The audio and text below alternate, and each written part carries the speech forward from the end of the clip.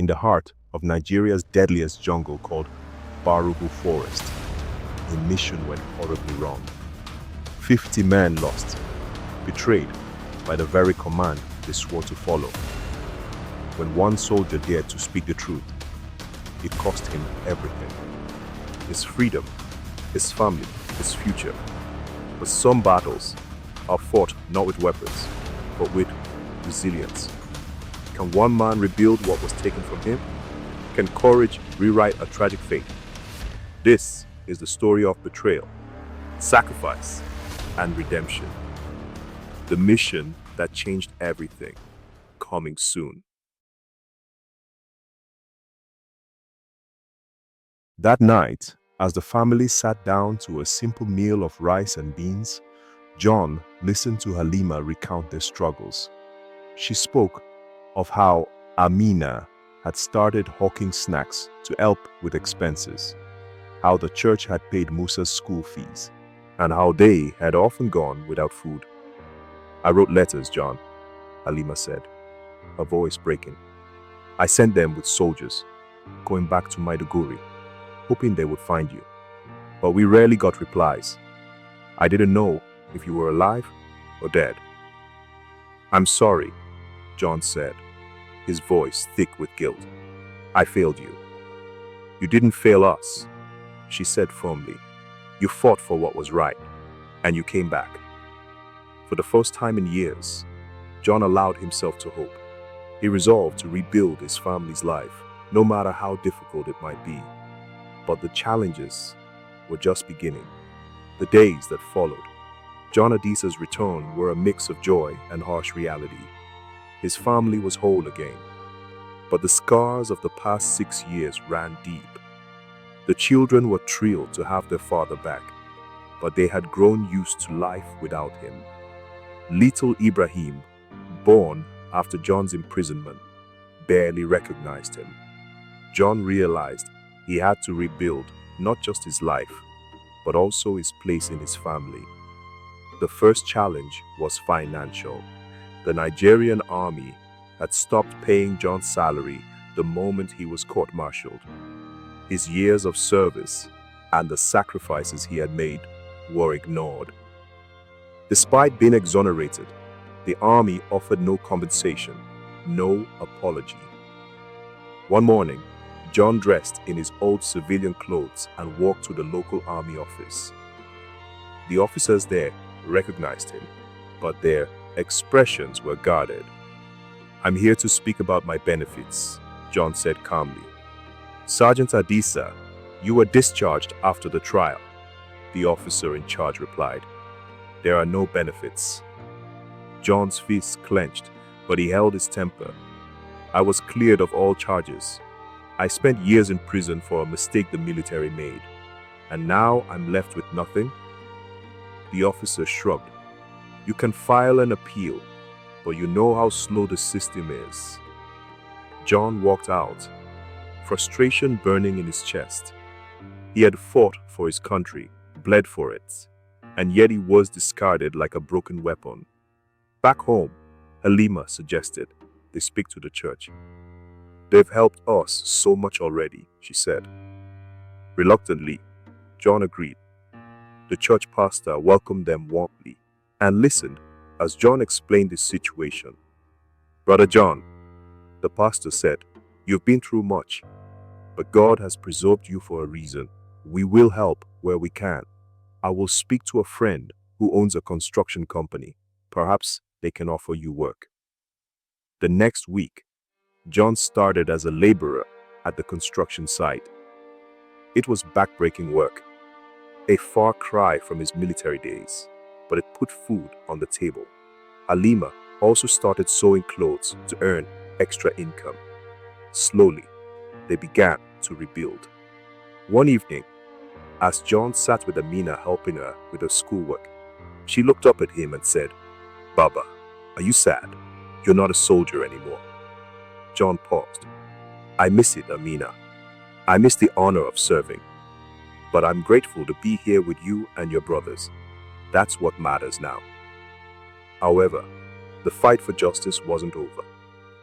Tunde Alibi, the lawyer who had freed John, reached out with a proposal. "Sergeant Adisa," Alibi said during a visit, "your case exposed corruption and negligence in the army. There are other soldiers like you, men who have been wrongfully punished. If you're willing, we can push for reform and demand accountability." John hesitated. "I've already lost so much, Mr. Alabi. I'm not sure I can fight again. But you've also gained something. Your freedom and the truth. Imagine what that could mean for others." Alibi pressed. After weeks of reflection, John agreed to join the fight. He became a voice for wronged soldiers, speaking at rallies and sharing his story.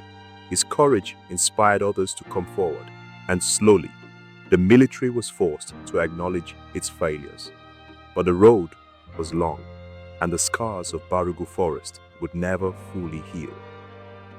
2 years after his release, John Adisa's life had transformed in ways he never imagined.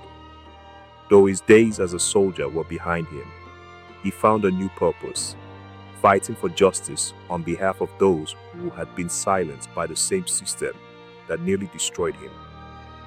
John, with the help of lawyer Tunde Alabi, became an advocate for military reforms. Together, they visited military bases across Nigeria, gathering testimonies from soldiers who had been wrongfully accused or neglected by the system. They uncovered stories of men sent into battles without proper weapons, others punished for questioning flawed orders, and families abandoned after losing their breadwinners in preventable disasters. John's voice, once ignored, began to carry weight. His story of survival and defiance struck a chord with Nigerians, many of whom were tired of the corruption and inefficiency within the armed forces. Media outlets picked up his story, and soon he was invited to speak at conferences, universities, and even government hearings. Back home, life was still a struggle, but it was filled with moments of joy. His children, now all in school, excelled in their studies. Amina, who once had to sell snacks to support the family, dreamt of becoming a doctor. Musa wanted to be an engineer. Little Ibrahim clung to his father every chance he got, as if trying to make up for the years they had lost. One day, while working on a petition for better compensation for exonerated soldiers, John received a letter from the army. His heart raced as he opened it. It was an apology. The letter acknowledged the mistakes made during the Barugu operation and the injustice of his imprisonment. While it didn't undo the pain, it offered a symbolic victory. Along with the apology came a settlement, a lump sum payment for the years he had been denied his salary and a promise of a pension. When John showed the letter to Halima, tears streamed down her face. "You deserve this," she said. "You've earned it 100 times over." With the settlement, the family moved into a modest but comfortable home in Kaduna. Halima expanded her sewing business and John started a small farm, a dream he had always kept in the back of his mind. But his work as an advocate continued. One day, while speaking at a military academy in Abuja, he met a young cadet who approached him with wide eyes. "So," the cadet said, "your story is why I joined the army. I want to be a soldier who does what's right, no matter what." John smiled, a mixture of pride and sorrow swelling in his chest. "Remember, young man," he said, "being a soldier isn't just about following orders. It's about protecting people. Never forget why you wear that uniform." As John left the academy that day, he thought about the men who had fallen in Barugu forest. Their sacrifice had not been in vain. It had sparked a change, however small, in a system that desperately needed it. Back at home, Halima greeted him with a warm smile, and his children ran to meet him at the gate. For the first time in years, John felt something he hadn't allowed himself to feel in a long time: hope. The past could not be erased, but the future was his to shape, and he would do so with the strength and resilience of a soldier who had faced the darkest of battles and won.